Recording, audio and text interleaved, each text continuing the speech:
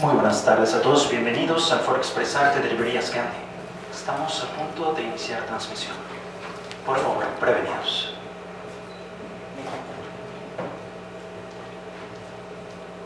Ahorita sube mi manita y ya salgo porque ahí transmite por redes. Estamos en vivo. Hola, buenas noches. A nombre de Ashetli, bajo el sello H Voces, pues es un gustazo estar aquí una vez más en Librerías Gandhi, que siempre es un placer este foro. Y yo estoy muy contenta de estar aquí con Alma Mancilla, que es una autora que yo estuve persiguiendo en mi vida pasada, y contar ahora con un libro de ella me parece maravilloso, más como una novela como esta, que es Los Seguidores, que para mí creo que demuestra mucho de la maestría que tiene Alma. Pues es una historia que quizá conocemos, que ya sabemos la vida de Jim Jones, que hemos visto quizá el documental, que hemos leído al respecto, ¿no?, de estas sectas, y sin embargo lo que hace Alma es crear una especie como de torbellino, pero a la vez es como un sermón con distintas voces, con distintos puntos de vista, que yo creo que una vez que empiezas esa novela es imposible que la sueltes hasta el final. Para esto también agradezco a Isaí y a Viviana que nos acompañan para platicar con Alma, y pues nada, yo solamente espero que disfruten esta velada y que después vendrán preguntas, abrazos, fotos y demás. Muchas gracias, bienvenidos. Viviana, por favor, se da la palabra. Pues hola, buenas tardes, noches, qué bueno que están aquí, qué bueno que llegaron, aquí ya sé que hay un desastre en la ciudad. Con todos los bloqueos, qué bueno que llegaron. Y qué bueno que está la autora, porque a punto también estuvo de no llegar. Y bueno, a mí me gustaría que habláramos un diálogo los tres, y me gustaría empezar diciendo que Los Seguidores es una novela extraordinaria, no es un secreto, Alma lo dice al final, y bueno, se nota mientras uno va leyendo el libro que se trata de un hecho real, lo cual me parece sumamente arriesgado, sumamente peligroso tomar un hecho real para hacerlo ficción, porque se entremezclan un montón de interpretaciones que ya existen, y de documentales, y de películas, y de investigaciones y tal, pero Alma lo hizo con una maestría que parece una novela extraterrestre, por decirlo de alguna manera. No, hablo en serio, porque sí, en efecto hay varias voces. La manera además en la que está estructurado técnicamente es súper interesante, porque de pronto parece que es Dios el que nos está hablando y el que nos está contando lo que les ocurre a los personajes, cómo se inmiscuyen con con esta especie de sacerdote, con este líder espiritual, cómo van cayendo uno tras otro. Es una novela que tiene que ver con la vulnerabilidad, que tiene que ver muchísimo con los vacíos existenciales, que aunque sabemos que están ahí, que son la carne de cañón de todas las sectas que han existido, porque no es la única, pero es una de las más terribles, y cómo es tan fácil involucrarse en una dinámica de creencias. Es como un poco apostarle a un grupo, apostarle a una comunidad, apostarle a un sistema de creencias, apostarle a una metodología para hacer crecer, para hacer nacer, crecer y prosperar un mito en el cual la gente se va no solamente involucrando de manera ciega, sino también de manera emotiva. Y ahí es donde yo creo que viene el gran gancho que hace que los personajes que Alma retrata aquí y que se meten en esta secta, y que además tienen dudas, pero al mismo tiempo no se pueden salir de ahí. Esa es una de las cosas que creo que Alma hace muy bien, en retratar la vulnerabilidad de los personajes que siguen a este predicador. Y me acordé mucho de Sangre Sabia, no sé si alguien la ha leído, de Flannery O'Connor, que es una maravilla de novela, que es una de las únicas dos novelas que escribió, lo demás son cuentos. Y creo que si hay una similitud entre las dos novelas es que logra capturar la personalidad de este predicador, de este sacerdote, además suelen ser unos donadis, que suelen aprovechar las herramientas que van aprendiendo sobre la marcha. Son grandes observadores, creo que son como grandes lectores de las almas de los seres humanos, que logran también no solo captarlos e integrarlos al sistema de creencias que les decía, sino también darle una continuidad a través de mentiras. Y no pude evitar también pensar y hacer la relación con lo que pasa y lo que ha pasado siempre en la humanidad. ¿Cómo se crean los mitos, ¿no? ¿De dónde nacen y cómo crecen y cómo se consolidan y cómo pueden llegarse a ser oficiales y pueden llegar a tener una personalidad que trascienda épocas y trascienda generaciones? Aquí con esta secta obviamente no pasa, porque todos terminan suicidándose, pero también las dudas. Siento que Alma lo que hizo fue meterse en cada uno de los personajes, en la psique de cada uno de ellos, en la vulnerabilidad de cada uno de ellos, en las dudas y los cuestionamientos, e integrarlos en la novela a partir de voces muy distintas y a partir también de una estructura, de una estrategia narrativa muy peculiar, porque el libro no corresponde o no respeta, digamos, como los párrafos tal cual. De pronto tiene también como una manera de acomodar los párrafos poético, y eso hace que a la hora de la lectura tenga un ritmo muy peculiar. Y aquí me parece que algo que logra Alma, que me pareció muy perturbador pero muy agradable a la lectura, es que uno se engancha con el ritmo. O sea, independientemente de la temática, que a mí además me fascina y que yo estaba ya muy metida con la historia, el ritmo es verdaderamente embriagador.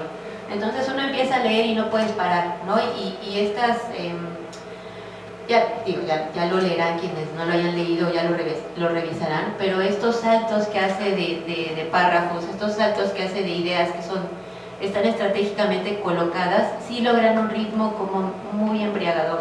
Y creo que eso también va y corresponde y hace un paralelismo con lo que hace una secta, ¿no? Con lo que hace este tipo de personajes que atraen a la gente y que van integrando poco a poco este tipo de lugares. Y luego hay varios personajes que a mí me encantan, bueno, de hecho todos, pero el profesor Wilco me encanta, porque el profesor Wilco, que es el padre de una de estas jóvenes que se integra a la secta, y entonces está escribiendo un pequeño ensayo sobre el mal. Y nunca leemos el ensayo, pero siempre está reflexionando sobre ese ensayo y sobre cómo podemos narrar el mal. Y de pronto yo creo que es una novela híbrida, en el sentido en el que pues, retoma hechos históricos que se hacen ficción, pero también dentro de la novela hay una reflexión filosófica de lo que es el mal.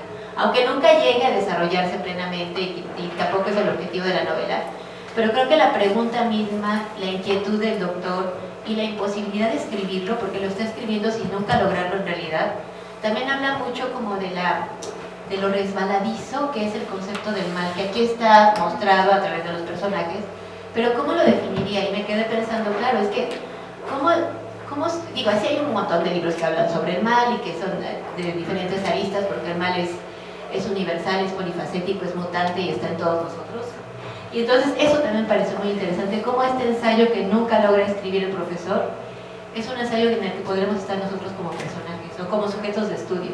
Y eso me pareció súper interesante, porque a fin de cuentas todos los personajes es gente común. Luego hay otro personaje que también me estremece mucho, que es Oswald, este veterano de guerra, además negro, porque además también era una secta interracial, lo cual era como muy sorprendente, ¿no? Porque adoptaba a gente tanto blanca como negra. El predicador era blanco, pero tenía un montón de hijos adoptivos negros y de gente negra que lo seguía. Y eso, aunque parece influyente, pues a fin de cuentas también está respondiendo a un mecanismo de maldad muy sofisticado. Entonces Oswald es un desarrapado ahí que ya vive como indigente después de la guerra de Vietnam, completamente dañado, como pues muchísimos veteranos de guerra, de todas las guerras, pero específicamente de esa, por un montón de motivos incluso ideológicos, y cómo se integra a la secta, y luego también cómo se cuestiona, y luego cómo se da cuenta de que eso no está funcionando, es bien interesante. Y también cómo, ya cuando están en la selva, porque no estoy spoileando nada, ya conocen el caso, pero lo importante es que la lean. También hay mucha belleza en la maldad de esta novela. Hay todas las descripciones que hace de la selva, por ejemplo. Luego quisiera hablar un poco, hacer una liga con otra novela, pero ahorita, porque tenemos que platicar todos. Pero también hay mucha belleza, y me hizo pensar mucho, que yo lo suelo pensar cuando leo, cuando trato de escribir, cómo también las manifestaciones de belleza, los brillos se pueden ver muy bien a través de la oscuridad y de la maldad. Entonces creo que este libro logra mucho eso, tener unos destellos de belleza, no solo por la prosa, sino por las imágenes que nos muestra, que son muy interesantes y que hacen un contrapunto con la maldad que estamos leyendo todo el tiempo, y en la que no hay ni siquiera un personaje verdaderamente malo. Es como, yo diría que es como el espíritu de la vulnerabilidad lo que hace que todos sucumban ante esta secta. Pero bueno, a ver, por favor, Isaí, y luego hacemos una diálogo. Y luego vamos así, ¿no? Así hacemos un carrusel. Pues, qué honor, buenas tardes, bienvenidos todos. Además del honor de estar aquí pues, con Alma, la que conocí por un bello libro que es De las sombras, con ese conocí la obra de Alma. También un placer estar con Viviana, estar presentando un libro de Hachette, ¿no? Fernanda como editora. Y yo, pues, digamos, un poco tomando esto, yo necesito un acordeón, ojalá tuviera la soltura de Viviana para hablar así, pero bueno, aquí hay unas notas en las que yo hago eco, mucho ya de lo que dijo ella, pero yo hago eco, qué bueno que mencionó Vietnam, porque efectivamente pues yo hago eco de esa frase de Capitán Willard en Apocalipsis Now, que dice: yo quería una misión y por mis pecados me dieron una, ¿no? Y creo que como yo así traté de resumir un poco lo que hay en la obra, efectivamente, tal cual dice Viviana, la novela de Alma, digo, toda la novela en general nos va más allá de contarnos una historia, ¿no? Si quisiéramos ver historias, pues hay cuentos, hay series de televisión, películas. Entonces la novela pretende como otras cosas, y en este caso pues además es un producto que se trasciende a sí mismo. De hecho esta novela me gusta por eso, porque tiene una calidad de trascendente. Y pues en principio, hablando de la belleza que convoca a Viviana, pues yo pensé en Yukio Mishima, ¿no? que también puede hablar como del mal de alguna manera, pero pues me lo imagino así como blandiendo esas katanas en las cuales salen esas fotos emblemáticas, pero también esa pluma fuente que dejó y que ojalá yo tuviera un día la posibilidad de tener en mis manos, ¿verdad? Esa pluma fuente, ¿no? ¿Y qué emanaba de esa katana y de esa pluma fuente? Pues emanaba precisamente la belleza desnuda e inclemente del lenguaje. Coincido totalmente con Viviana, ¿no? Lo que estamos encontrando en el libro es la belleza del lenguaje para narrarnos cosas que ya conocemos, y eso es lo maravilloso del libro, así que no importa que digamos el final, ya todo el mundo conoce el final. Entonces, pues sí, definitivamente Alma también está aquí de algún modo trayéndonos un poquito a la cabeza ese mundo utópico que ocurre en Canudos, que después Vargas Llosa, ¿verdad? De la guerra de Canudos. No me acuerdo el nombre de este brasileiro que escribió ese libro emblemático. Yo tengo en portugués ahí como un libro de culto al lado de la guerra del fin del mundo. Empieza así. Creo que toda distopía y todo infierno empieza con una utopía, ¿no? Con un deseo de la utopía, un deseo pues utópico antes que político, un deseo teológico o quizá filosófico, e incluso pues que busca el milagro. Pero aquí lleva, cuando alguien tiene esa ambición de encontrar el milagro, pues lleva pues a lo que son estas sectas que hablaba de las que hablaba Viviana, ¿no? Sectas de corte milenarista apocalíptico, que para mí son una fascinación tremenda, ¿no? Este tipo de sectas. Claro, una fascinación no en el nivel antropológico ni sociológico, sino en el nivel de lo narrativo, ¿no? Lo que pretenden, lo que nos pueden llevar. Entonces, bueno, pues esta novela pues yo la veo también un poco casi como una lección académica, ¿no? Dictada por esta Ariana Harwicz, ¿no? Así hablando sobre el mal, ¿no? El mal radical, sin lugar a duda. Y pues hay aquí también esta cuestión de la selva, ¿no? Yo no podía dejar de pensar en Apocalipsis, ¿no? Porque aquí la selva se está tragando, ¿no? Desde que empieza la novela y este reverendo ve como un milagro ese mango que se está comiendo, porque en realidad la tierra no produce nada dulce, y esto nos está diciendo que esta selva pues nos consume, ¿no? Y consume a los seguidores, ¿no? A ese reverendo, la humedad, los insectos, ese proyecto, ¿verdad? Que es como una especie de fracaso de proyecto al cual pues no se puede acceder como se desearía, ¿no? Y bueno, también retomando palabras de Viviana, para mí ese lenguaje como cortado, ese lenguaje que alude precisamente a las sectas, ¿no? Que tiene que ver con seccionar, pues me hace pensar ante todo, pues, ¿cómo podría yo decir? Me hace pensar en esa navaja de la cual otra vez habla el capitán Kurtz, el general, ¿no? El general Kurtz en Apocalipsis Now. O sea, yo sé que está cortado con navaja, pero con una precisión definitivamente quirúrgica.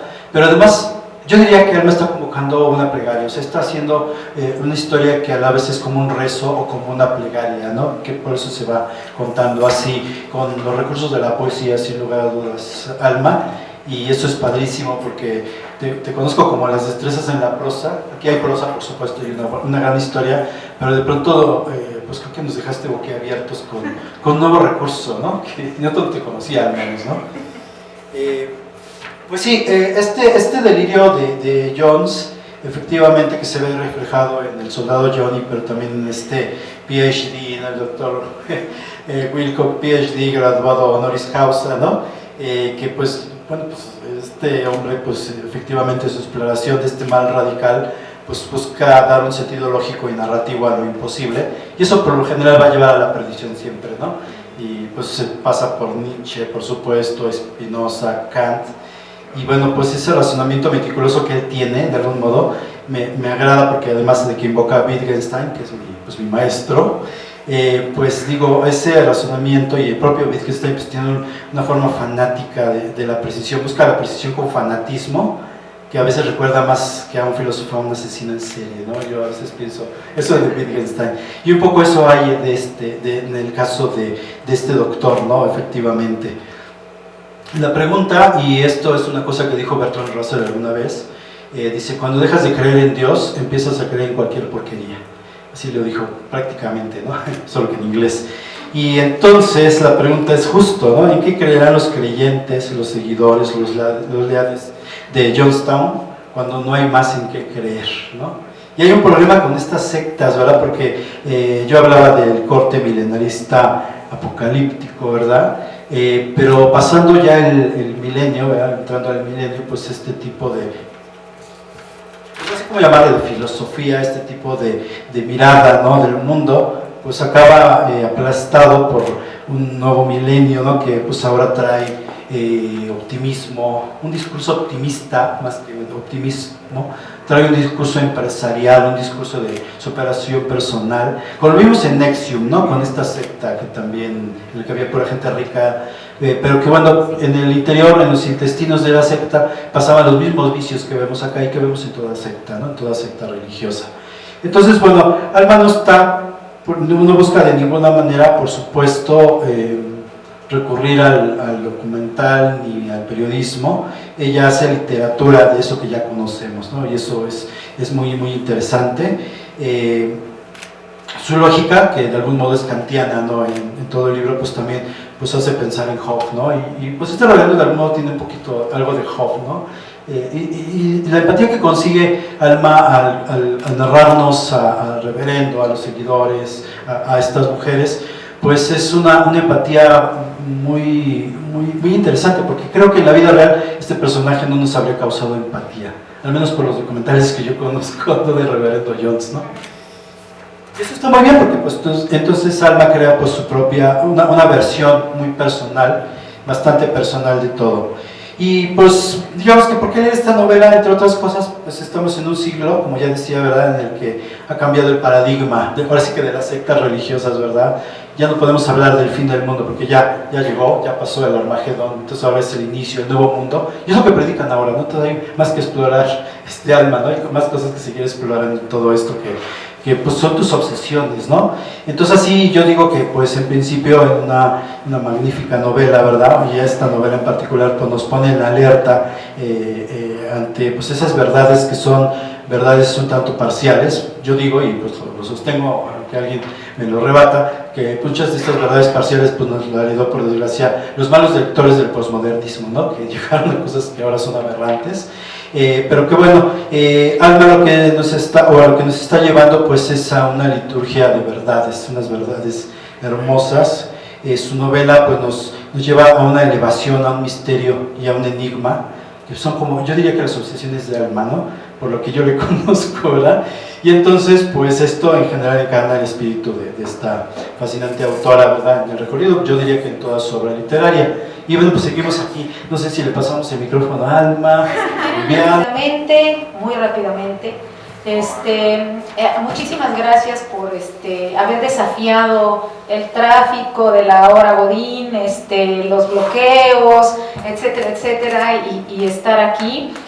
A mí me encanta, una de las cosas que más me gustan de las presentaciones, además del after, es que de pronto al escuchar la propia novela en boca de otros, uno descubre cosas que yo no sé si uno puso ahí sin querer, las puso y las olvidó, las puso y nunca se dio cuenta de que las puso, ¿no? En este caso a mí me parece, digo, yo me siento realmente afortunada de que sean Viviana e Isaí quienes están aquí presentándola, porque Son dos colegas a los que admiro mucho, son dos colegas a los que he leído y son dos colegas además con quienes con cuyas obras creo yo que la mía tiene ciertos vasos comunicantes, ¿no? Distintos en ambos casos, ¿no? En el caso de Viviana creo que hay esta inclinación hacia cierta exploración del lado oscuro, siniestro, de lo humano. En el caso de Isaí, bueno, Isaí tiene una novela sobre una secta, por ejemplo. Entonces yo dije, a mí me parece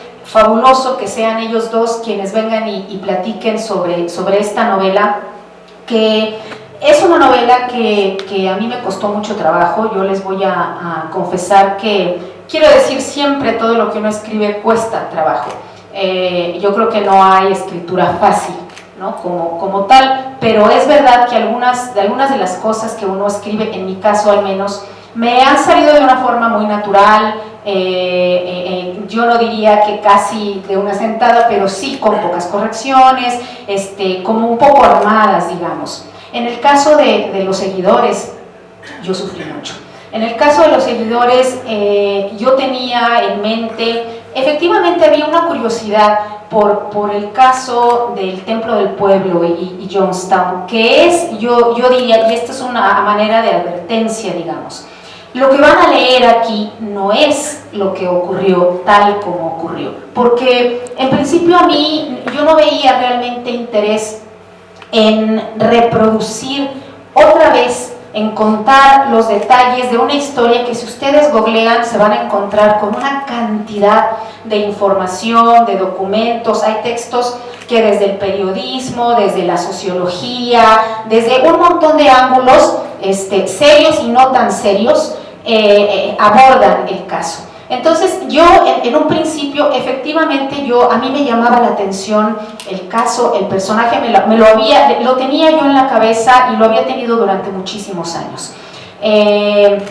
Yo no podía olvidar las fotografías que circularon profusamente y que siguen ahí, ¿no? Si uno las busca y que lo dejan a uno con este sabor absolutamente amargo, y yo las vi adolescente y yo decía, bueno, la pregunta es cómo es posible, ¿no? ¿Cómo algo así puede ocurrir? Y digamos que era una pregunta muy muy ingenua que creo que se puede hacer cualquiera que vea eso. Después yo siempre lo digo en las presentaciones porque creo que mucho de lo que hago está de alguna manera lleno o contaminado en el buen y en el mal sentido por el hecho de que soy antropóloga, ¿no? Yo tengo una formación en antropología de la religión además. Entonces yo para mí el caso estaba como ahí aparcado en algún sitio de mi mente, y yo dije, en algún momento, algún día, a mí me gustaría saber más sobre qué ocurrió, a mí me gustaría entenderlo, porque efectivamente hace rato durante una entrevista me preguntaban, bueno, ¿tú escribiste este libro para ti? ¿Escribiste este libro porque tú querías entenderlo? Y yo digo, bueno, en un primer momento yo empecé a investigar porque yo quería entenderlo, porque yo necesitaba la información para darle sentido al horror de lo que pasó ahí. Pero pasado ese momento, digamos, en el que yo me puse a leer todo lo que me cayó en las manos y ver, como dije, si en otros casos a veces uno no tiene información, porque ese es el peligro, efectivamente, cuando uno aborda el hecho real, digamos, ¿no? Hay o no hay información, con qué se va uno a quedar y con qué no. De esto sobraba información, había un exceso de información, y además había no solamente un exceso de información, digamos, como de primera mano, porque uno puede tener acceso, hay un sitio en el que uno puede tener acceso a documentos de primera mano sobre el caso, pero además hay un exceso de información que ya es como interpretativa, diría yo, ¿no? Hay documentales, hay películas, hay novelas, hay obras de teatro, hay poemarios en torno al caso, ¿no? Entonces, digamos que la dificultad, yo creo, ahí, o la interrogante es realmente ¿qué puedo hacer yo, qué puedo decir yo que no se haya dicho, ¿no? Sobre un caso tan manido, tan manoseado. Y yo empecé a escribir la novela, insisto, con esta ingenuidad. Dice mi madre, es la osadía del ignorante. Entonces uno se arranca y empieza a escribir y termina. Yo soy soy rápida en escritura, creo yo, cuando arranco un proyecto. Entonces de pronto ya tenía yo un mamotreto absolutamente infumable, como de 400 páginas. Además que se apegaba muchísimo más al hecho real, ¿no? Eran narradores testigo que iban contando que sí eran personajes del suceso real, y yo decía, yo lo releía ya con 400 páginas y yo decía, es que esto, si alguien quiere esto, pues es mejor leerlo en un texto de corte periodístico, en un texto, los detalles están mejor contados, son más fidedignos. Yo que tengo que venir sentía que repetía yo, ¿no? el suceso, y eso no me gustaba. Entonces lo que hice fue rehacer completamente la novela. Y cuando uno se pone a reescribir, yo creo que uno tiene que tomar decisiones muy difíciles. Uno dice, bueno, ¿qué cosa de aquí rescato? ¿Qué cosa de aquí tiro? De plano arranco de nuevo. Digamos, no partes de cero porque ya tienes procesada toda la información. Entonces eso ya es un avance. Yo creo que uno no empieza a escribir el libro en el momento en que pones la primera palabra, sino en la cabeza. Yo creo que uno trabaja mucho en la cabeza previo al momento de escritura. Entonces tener ya 400 páginas, pues es que uno ya masticó y volvió a masticar, ¿no? La información, digamos. Y yo diría que aquí una decisión crucial, para mí al menos, fue el distanciamiento con respecto al hecho real. Yo no podría haber escrito esta novela si yo hubiese querido apegarme con fidelidad a todo lo que ocurrió. Yo inventé personajes, por eso yo digo, lo que hay aquí es una historia que se inspira en ese caso terrible, que retoma así algunos elementos de ahí. Por ejemplo, el personaje del líder, que es y no es Jim Jones. Yo creo que ese es de alguna manera el gran poder de la ficción, que puede acercarse y alejarse del objeto, digamos, ¿no? en torno al cual orbita. Entonces la historia es y no es la historia de Jonestown. Yo me tomé un montón de libertades. Yo creo que si hay una palabra que para mí define el trabajo de escritura de este libro, de esta segunda versión, bueno, no segunda porque después hubo otras correcciones, pero digamos de este segundo intento, que era muy distinto al primero, pues sería esa, ¿no? Libertad. Para mí, yo necesitaba este distanciamiento con respecto al hecho, ¿no? Al abandonar cualquier pretensión de eso que en novela histórica luego decimos que es el rigor histórico, que a mí me parece una abominación. A mí eso me parece una abominación, lo he dicho siempre. Yo dije, esto no va a haber ese rigor histórico, vamos a conservar las referencias centrales, porque yo también quería que el lector dijera. Hace rato también en entrevista me decía, mira, yo cuando terminé de leerlo, yo dije, yo quiero saber más. Esa era una de mis intenciones. Quien quiera saber más no tiene más que googlear el nombre del sitio, del lugar, porque todo está ahí. Entonces yo conservé eso e inventé personajes. Por ejemplo, el profesor, que es un doctor en filosofía que no existió en la realidad, que me permitía a mí abordar desde este punto de vista un tanto filosófico, efectivamente, esa cuestión del mal, pero que además representa, digo yo, al personaje. Eso yo no me lo puedo ni imaginar, que es el padre que tiene a una hija en ese sitio, ¿no? en ese grupo, y que trata desde, yo diría que desde ambos sitios, desde un sitio en el que su pensamiento no puede sino derivar hacia lo visceral, porque es su hija, ¿no? Y el otro, el del filósofo, que intenta poner en palabras racionales un hecho que no lo parece, ¿no? Entonces para mí esa era una como paradoja de este personaje. Es un personaje que a mí también me gusta mucho, y que me costó, porque yo espero que no vayamos a hablar de detalles filosóficos tan a fondo, Isaí, porque eso es difícil. Creo que a mí me costaba. Yo dije, bueno, vamos a buscar aquí, a tratar de poner alguna cuestión ahí sobre eso, ¿no? Esta cuestión como del mal, que además a mí me interesa también de larga data. Creo que no es la primera vez que tengo a algún personaje fíjense, no es la cuestión del mal solamente en abstracto, que me parece muy interesante también. Quiero decir, esta manera en que el mal también, como lo dice Viviana, muta. Yo pensaba en que durante siglos el mal se encarnó, al menos en Occidente, en la figura del diablo. Y de pronto el mal en algún momento pasa más bien a morar en la conciencia de los hombres, ¿no? Pero al mismo tiempo creo que seguimos teniendo tendencia a pensarlo encarnado en ciertos personajes, en personajes como Jim Jones, en personajes como Hitler, en personajes como Jeffrey Dahmer, no lo sé. De pronto por eso es que a veces los llamamos monstruos, entre comillas, porque encarnan ese mal, ¿no? A mí eso me parece muy interesante, pero además a mí me interesan en particular estos personajes que queriendo hacer el bien terminan haciendo el mal.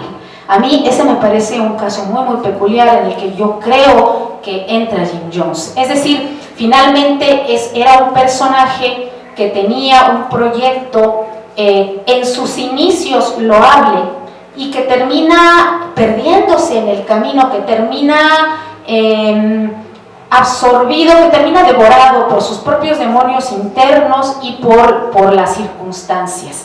Y de ahí que yo crea, lo mencionó, creo que fue Isaí también, yo pienso que este es un libro, digamos que más que sobre una secta, yo digo que este es un libro sobre una utopía fallida.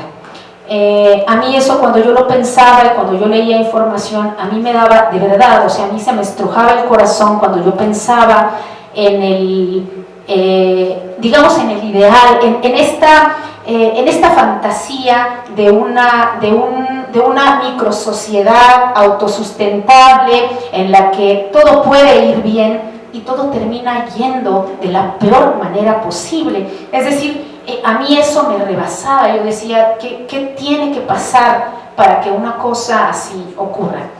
Entonces, bueno, eso es lo que hay ahí. Yo decía, este personaje es este personaje que busca una cosa que en su ideología, en su visión del mundo es buena, y termina haciendo todo el mal posible, ¿no? No porque lo haya querido como tal, no es porque tuvieran un plan en donde el mal es un objetivo, un horizonte hacia el que se tiende, sencillamente porque hay una especie de extravío. Y efectivamente esa es una obsesión también de hace mucho tiempo. Isaí y yo nos conocimos en la presentación de este libro que él menciona, que es una biografía apócrifa de uno de los autores del Malleus Maleficarum, del Martillo de las Brujas.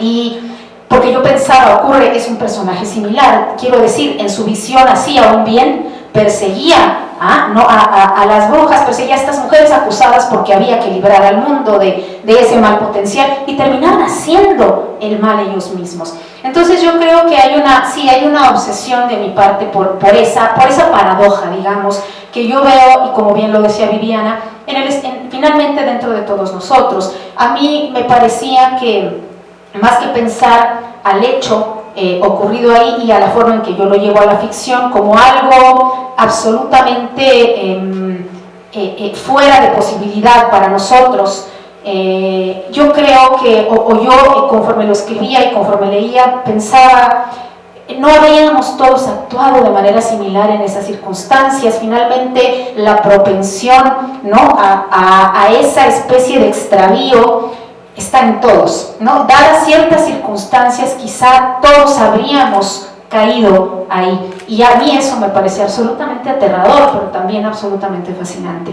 Entonces, bueno, que finalmente, después de mucho batallar, lo que quedó es esta especie de justamente como de letanía, como está escrita de una manera, yo creo que ese es fíjense que yo siempre he querido escribir un libro de poemas, de poema extenso como los de Francisco Hernández, ¿no? Ya saben, habla Scardanelli, yo siempre, de verdad, o sea, yo digo, ese es mi sueño. Entonces, a lo mejor aquí hay un poco de mi intento en prosa de querer hacer una cosa, es decir, estos que giran, ¿no?, extensamente en torno a un suceso, un personaje. Te quiero interrumpir. Sí, por favor. 2 segundos, porque ya que lo dices, yo se lo digo de broma a la gente, pero no es tan de broma, es un poco en serio, que la poesía es tan importante que sería irresponsable dejarla solo en manos de los poetas. Ah, sí, absolutamente, absolutamente. Entonces, bueno, ahí que yo digo, yo quisiera, ¿no?, a mí ese ir y venir en el poema en torno además a un hecho, porque eso me gusta también en la poesía de Francisco Hernández, son personajes y son sucesos reales que él fabula en la poesía, ¿no?, con los que él hace lo que quiere en el poema. Entonces yo pensaba un poco, yo quiero hacer eso, ¿no? Yo quiero que mi personaje sea un Jim Jones, que sean estos personajes de ese grupo, pero con los que yo trabajo un poco a mi manera, ¿no? También en realidad creo que había ahí un poco también de cautela, diría yo. Siempre da miedo escribir una novela sobre un suceso real y no apegarte, que después te digan, no, es que... Pero por supuesto, uno lo hace desde la ficción. Yo creo que desde el momento en que uno dice esto es una novela, no es el primer texto en el que yo tengo un suceso real, digamos, al centro, que yo termino, como les digo, yo siempre digo, no, el rigor histórico, eso lo aparcamos, porque si yo quisiera rigor, pues lo haría soy antropóloga, haría yo un texto antropológico, haría un texto sociológico, intentaría un texto desde otro ángulo, ¿no? Los historiadores son versiones, absolutamente. La antropología, yo digo que los diarios, si uno lee los grandes diarios de campo de los antropólogos, dicen más sobre el antropólogo que sobre la cultura, ¿no? Eso absolutamente, ¿no? Yo no creo, digamos, en la objetividad autoral, ¿no? Ni siquiera cuando viene en el historiador o en el antropólogo, pero finalmente sí, los recursos, digamos, y el estilo narrativo son distintos, ¿no? Y los fines que se persiguen son distintos. Entonces, creo que sí, que la ficción tiene absolutamente ese poder, ¿no? Insisto, el de decir, bueno, uno puede permitirse absolutamente todo en el universo que uno ha intentado construir, ¿no? Entonces, bueno, pues eso, creo que ya hablé bastante, no sé si quieran decir algo más. Muchísimas gracias. No, pues yo solo sí, hay un montón de investigaciones así, cada quien la cuenta como puede y con las herramientas que tiene. Son versiones y hay mucha ficción en la historia oficial, ¿no? Entonces, todos son narrativas y creo que una cosa muy interesante que hizo Alma aquí es darle alma a los personajes. No importa alma. No importa si estuviste ahí o no, es como cuando Dante Alighieri se paseaba por Florencia y la gente lo miraba y la Divina Comedia era tan sorprendentemente maravillosa que la gente no decía, mira, ahí va Dante que escribió la Divina Comedia, no, decía, ahí va Dante que bajó al infierno. O sea, para ellos era en serio. Entonces yo pensaría que aquí ahí va Alma que sí estuvo ahí en esa secta. No, pero tiene la obsesión porque tiene otro libro maravilloso que se llama El Verdor y también es una secta. Y claro, es una cosa como más personal y más de ficción, pero sí está esa exploración de la maldad y además eso, que yo creo que el monstruo lo único que hace es servir como espejo a los demás que se integran con él en la secta o con ella. Y recordando a Flannery O'Connor, que les decía esta novela maravillosa, Sangre Sal.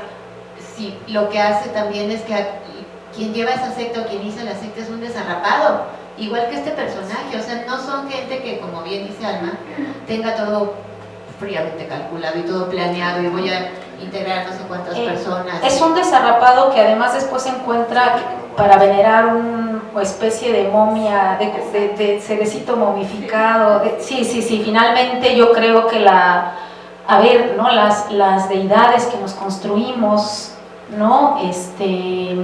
Son como de cartón a veces, no lo sé, ¿no? Sí, es verdad. Gracias. Y en ese, y quiero regresar un poco a lo que decís ahí de la selva, porque en la otra novela, El Verdor, y aquí hay una coincidencia como con el bosque y con la naturaleza viva y como con la naturaleza, pues la naturaleza sigue su curso, la naturaleza es violenta, la naturaleza tiene maldad como todo en este mundo, y cuando el hombre se quiere meter ahí como a querer domesticarla, siempre sale perdiendo.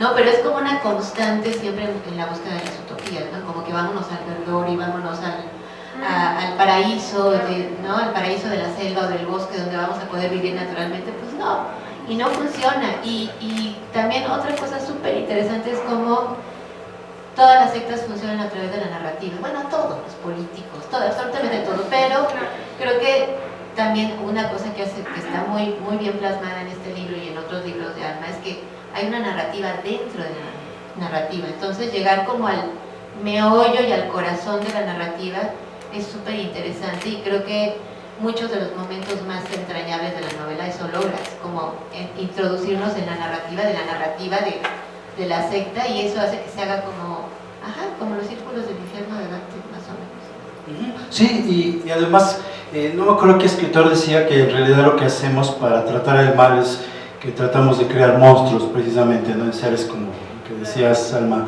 Hitler, etcétera, etcétera. Pero sucede que a veces los monstruos pues son gente que nos sonríe, que estamos tratando. Mi maestro Daniel Sada me decía, es un monstruo que no lo parece, y es un monstruo, y todos lo sabemos, fue Carlos Salinas de Gortari, y tú lo tratabas de una persona menudita, parecía muy frágil, y te sonreía y te convencía con su sonrisa. Y eso es lo interesante de estos líderes, ¿no? Porque yo, bueno, he tenido también fascinación por estas temáticas, y si algo tienen estos líderes es que te miran a los ojos, y por eso te convencen, y ves transparencia en sus miradas, y eso es de miedo, ¿no? Y además, fíjate que ahorita que lo mencionas, pensaba también, pues ya lo decía Hannah Arendt, ¿no? Sí. Finalmente, lo más aterrador del mal es eso que ella llamaba su banalidad, ¿no? Que estos personajes que parecen monstruos son como tú y como yo, ¿no? Son un maestro de escuela, no hay nada en ellos que finalmente que no sea humano. Claro, y además de que estás tratando una novela pues sobre la fragilidad finalmente, ¿no? Los sectarios, los seguidores se enferman seguido, sudan siempre porque pues están en este rigor inclemente de esta selva, ¿verdad? Muy semejante al Vietcong, y entonces están padeciendo la carnalidad de sus cuerpos, ¿no? No están en ese ámbito espiritual que persiguen, ¿verdad? Y eso también es bien, bien interesante, ¿no? Y ver la fragilidad a la que son después expuestos con el cianuro, ¿no? Y es bien interesante porque de algún modo yo creo que la buena literatura envenena, ¿no? Ya el cianuro se lo dejamos al reverendo Jones, pero ese veneno que nos da Alma es un veneno que a la vez sana, y eso es bien interesante. Es el veneno y a la vez es su antídoto. A ver, quisiera leer un fragmento que me gusta mucho. Digo, hay varios, ¿no?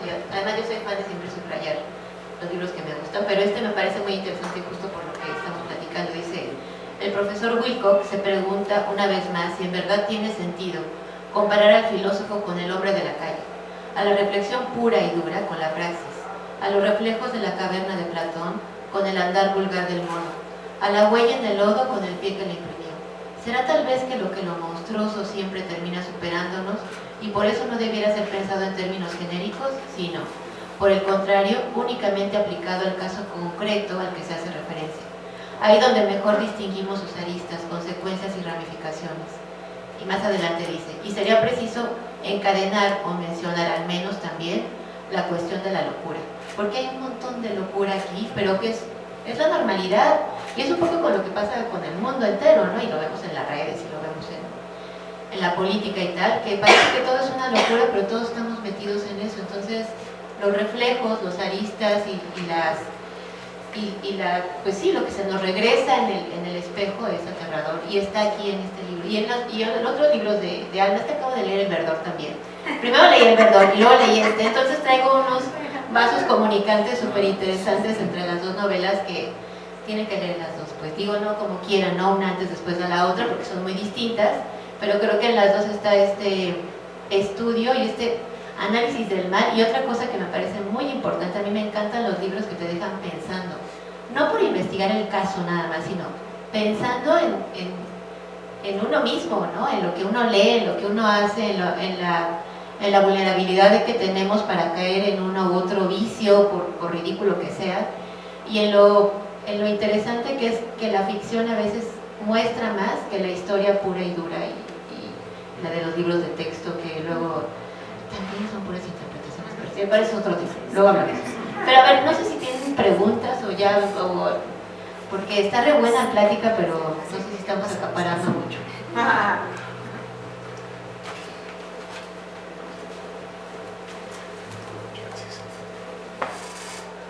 Muchas gracias por sus intervenciones. Buenas noches, Alma. Quería preguntarte respecto a la decisión de los cortes versales. Mencionas que efectivamente funciona como una letanía toda la narración, pero ¿cómo llegaste a la conclusión de que tenían que ser estos cortes versales y sobre todo para todas las voces narrativas? Porque bien se pudo haber quedado con solamente la del reverendo, puesto que es el líder espiritual, pero que es una voz que se termina quedando para el resto de los personajes inventados y que están tanto dentro como fuera del suceso. Bueno, es que finalmente, en realidad lo que hay en la novela es un solo narrador. Yo quería ese efecto y para eso a mí me parecía que tenía que conservarse esa estructura, porque es un solo narrador que es todos los personajes, lo que al mismo tiempo quiere decir que en realidad no es ninguno, ¿no? ¿Quién narra finalmente? ¿Quién está narrando la novela? No lo sé, ¿no? Dice Viviana, puede ser Dios. Finalmente el narrador omnisciente es un poco por definición una especie de deidad que lo ve todo y además se mueve no solamente dentro de cada uno de los personajes, sino que va y viene en el tiempo y en el espacio. Está lo mismo en Jonestown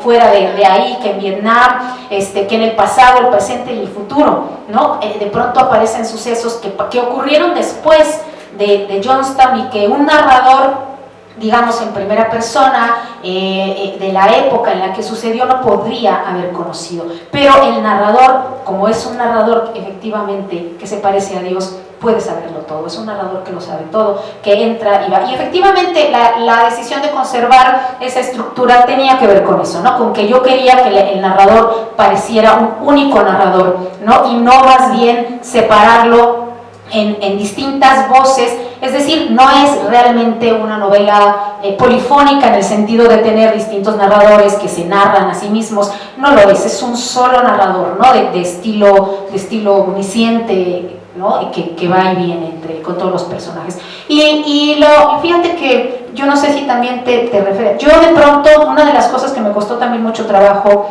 con la estructura fue como decidir en dónde hacer los cortes, porque eso es una cuestión, yo no me dedico a hacer poesía, yo no sé cómo lo hagan los poetas, ¿no?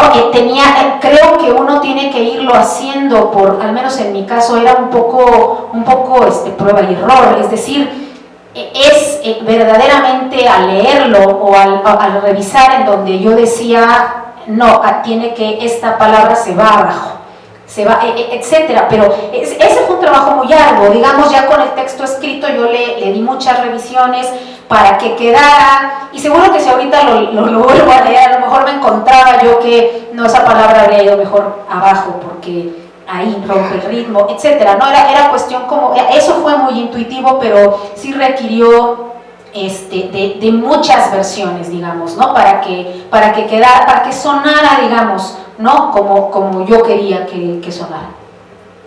Gracias.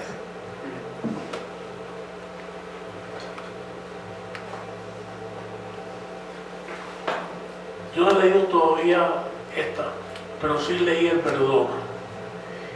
Y el Perdón es un novela igualmente espeluznante. Te mete en los claros oscuros de la maternidad y en realidad uno no se queda en realidad totalmente temblando. Eres una escritora del horror cotidiano, yo diría. Me recuerda mucho El Perdón a un escritor que quiero mucho, que es Lovecraft. Hay una especie de digamos, de sentido malvado, y de verdad que El Perdón, a mí me encantó esa intervención tuya en la maternidad. No sé cómo será esto.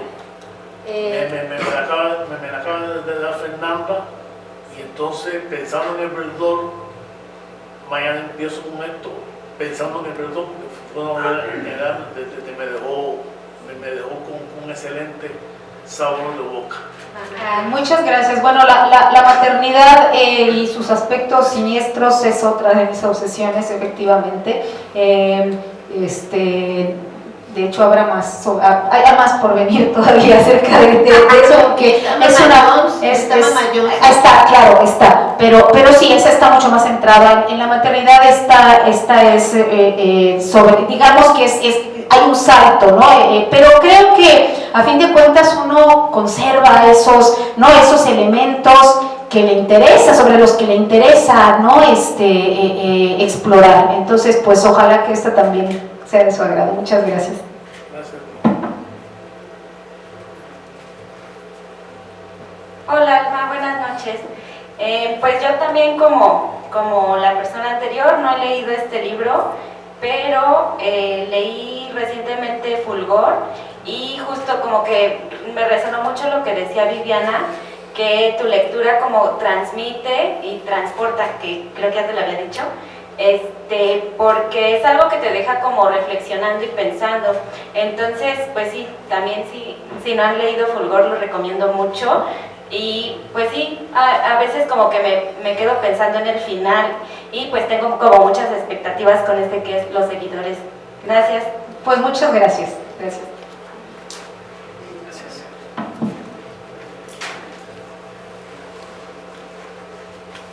Hola, ¿qué tal? Bueno, es que a mí me intriga mucho este tema de las sectas y así. Yo fui parte de una organización religiosa muchos años de mi vida y después me salí y una de las cosas que reflexiono mucho es que no entiendo todavía muy bien ni del todo de dónde viene mi fe y mi devoción, y sobre todo esta búsqueda por una verdad en la que no sé si había hechos o no. Entonces, no sé si en este camino de escribir, de conocer sobre esta secta, de conocer sobre estas personas que siguieron esta visión, esta verdad que igual y no era palpable, no sé si te has preguntado por qué la humanidad tenemos de pronto esta necesidad de buscar cosas que no están cercanas a nosotros y no son visibles, o no sé, ¿tú qué piensas de la fe y la devoción? No sé, es una pregunta muy complicada y yo diría que llevo toda mi vida haciéndome esa pregunta, fíjate. Yo muchas veces he intentado dilucidar por qué me interesa tanto el tema. Yo, como lo comentaba yo durante mis estudios de antropología y después el fenómeno religioso siempre ha sido para mí un elemento de fascinación. No había pensado, por ejemplo, hasta hace poco en que de mucho más joven, eso porque una cosa es analizarlo como desde el punto de vista, digamos, académico, ¿no? Pero de muy joven yo creo que yo busqué mucho, creo que si hay algo, me gusta mucho esto que dices, porque creo que lo que hay es una especie no hay nunca una comprensión completa en lo que se refiere a la fe. Yo creo que por eso es algo absolutamente inefable, justamente. Qué curioso, me haces pensar, por ejemplo, digamos, en cuestiones como la mística, ¿no? En donde hay, y eso lo dice Michel de Certeau, por ejemplo, no es mío, no lo digo yo, como los grandes textos de la mística, pareciera que en ellos hay una suerte de conflicto muy grande siempre, porque intentan usar la palabra para hablar de algo de lo que no se puede hablar con palabras, ¿no? La experiencia, digamos, religiosa como tal, que es algo completamente distinto a los ritos, a la parafernalia religiosa, a las estructuras, a los liderazgos. Eso es algo que está más allá de lo que se puede describir, y lo único que podemos hacer es, y como hacen los místicos, intentar de manera muy imperfecta ¿no? Ponerlo en palabras, porque esa es la forma que tenemos de transmitirlo, pero la experiencia religiosa, a mí me parece que esa es absolutamente inefable y absolutamente personal, y yo sí creo que solamente quien la ha tenido es capaz de aprenderla y de asirla. Yo por supuesto que nunca podría, porque fíjate, si los místicos, los grandes místicos que la han tenido no son o entienden perfectamente, ¿no?, esta incapacidad de la palabra para referirse a esa experiencia, pues mucho menos podría yo, ¿no?, que no he tenido jamás una experiencia mística de ese tipo, intentar hacerlo, ¿no? Yo creo que la rodeamos, yo diría que rodeamos ese centro que es la experiencia religiosa con lo único que podemos, y aquí estarías de acuerdo que ahí por eso Wittgenstein decía que de lo que no se puede hablar hay que callar, y yo creo que Wittgenstein se refería específicamente a este reino, digamos, o a esto que tiene que ver o que toca a la experiencia religiosa. Muchísimas gracias.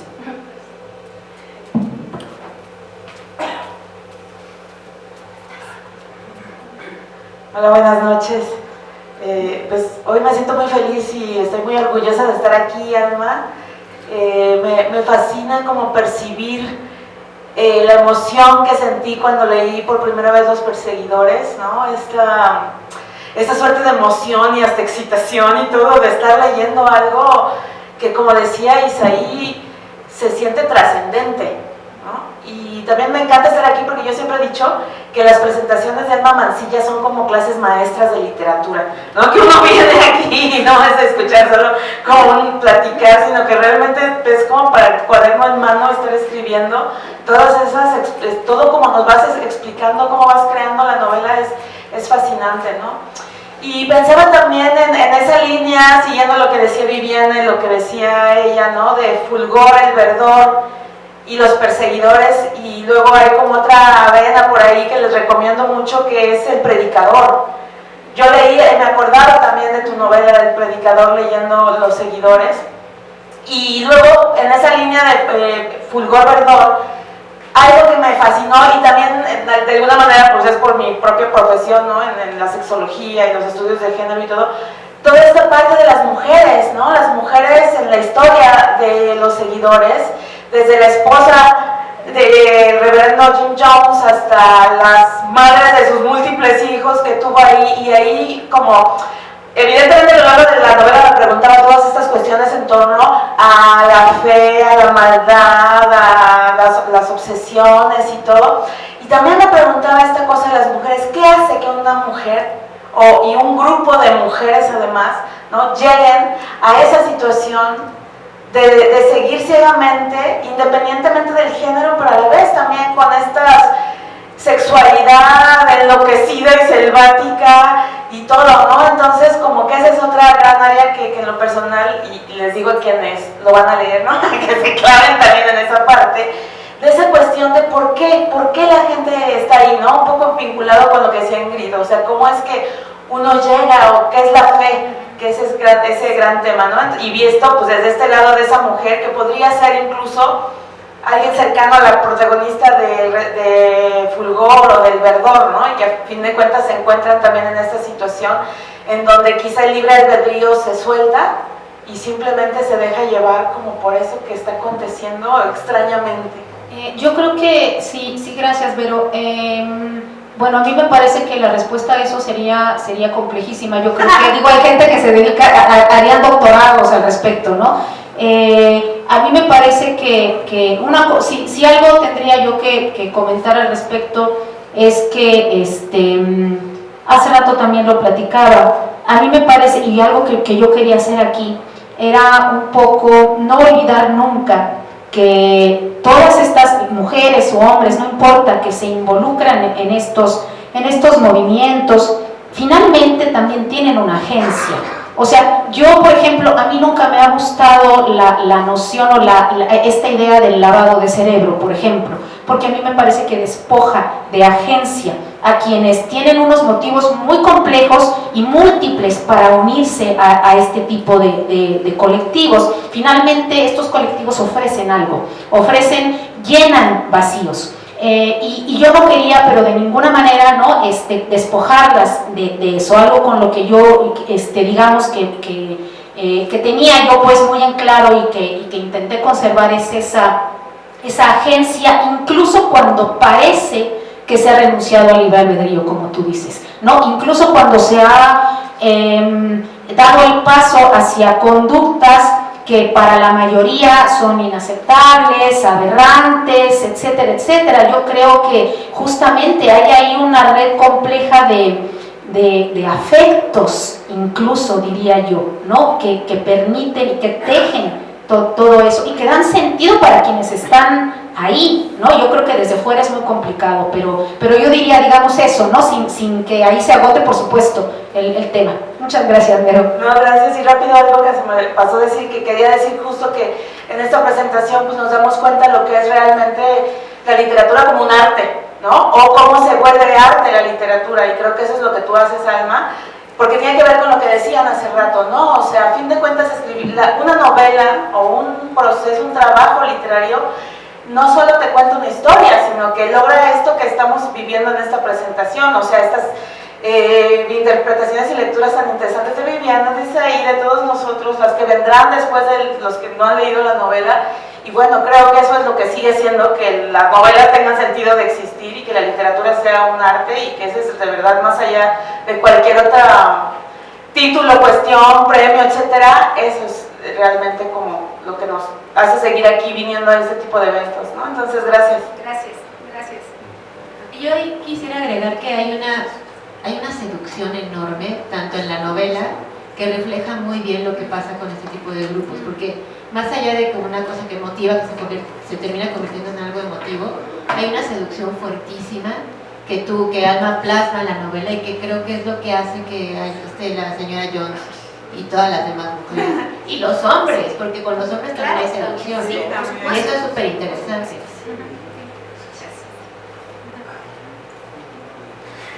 Es que lo vi así como yo quiero hacer preguntas. Bueno, pues se nos acaba el tiempo, pero no para la primera foto. Muchas gracias. Yo creo que sí, rescataría, lean toda la obra de Alma, porque además algo magnífico en ella es que se reinventa en cada libro. Entonces no se pueden cansar de leerla jamás. Lean por favor a Viviana, a Isaí también, vale mucho la pena sus novelas. Acérquense a sus libros. Muchas gracias por esta deliciosa velada. Esperamos escucharlos pronto, a los tres, en otros foros, cuando se pueda, individualmente, no importa, pero creo que sacamos una riqueza, como decía Vero, pues maravillosa esta noche, que nos aleja del tráfico y de ese mundo afuera, y que esa utopía se agradece de vez en cuando. Muchas gracias a Gandhi, a los que nos vieron por redes, que pasen buenas noches.